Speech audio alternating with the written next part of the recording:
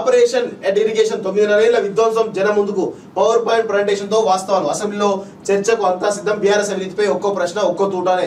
ప్రజాభవన్ లో ఇరిగేషన్ పై ప్రజెంటేషన్ ఇచ్చిన ఉత్తమ్. కాంగ్రెస్ మంత్రులు ఎమ్మెల్యేలు ఎమ్మెల్సీలకు దిశానిర్దేశం. కేఆర్ఎంబీ వివాదం పైన క్లారిటీ. మేడిగడ్డ పర్యటనలో అనుసరించాల్సిన వ్యూహంపై చర్చ. మరోవైపు మేడిగడ్డ పర్యటన ఏర్పాట్లు పూర్తి అంటూ ఒకరిని చూస్తారు. ఆంధ్రాకు నీళ్లు ఇచ్చింది కేసీఆర్. మేము అడిగిన వెంటనే కేసీఆర్ నీళ్లు వదిలారు.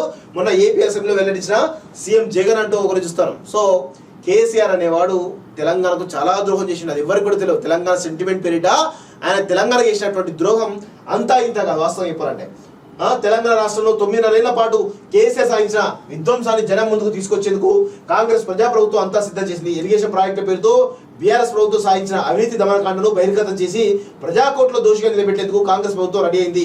కాళేశ్వరం సోమవారం అసెంబ్లీలో ఇరిగేషన్ శాఖలో కాళేశ్వరం ప్రాజెక్టు పేరుతో జరిగిన తెలంగాణ సంపద దోపిడీపై కాంగ్రెస్ ప్రభుత్వం శ్వేతపత్రం విడుదల చేయనుంది. ఈ క్రమంలోనే ఆదివారం సాయంత్రం ప్రజాభవన్ లో కాంగ్రెస్ మంత్రులు ఎమ్మెల్యేలు ఎమ్మెల్సీలకు ఇరిగేషన్ శాఖలోని అవినీతి, మేడిగడ్డ బ్యారేజ్ కుంభకోణం తదితర అంశాలపై పవర్ పాయింట్ ప్రజెంటేషన్ రూపంలో దిశానిర్దేశం చేశారు. నీటిపారుదల శాఖ మంత్రి ఉత్తమ్ కుమార్ రెడ్డి ఆధ్వర్యంలో ఇరిగేషన్ శాఖపై ఏర్పాటు చేసిన పవర్ పాయింట్ ప్రజెంటేషన్ కు CM Revanth Reddy, deputy CM Mallu Bhatti Vikramarka, మంత్రులు ఎమ్మెల్యేలు ఎమ్మెల్సీలు హాజరయ్యారు.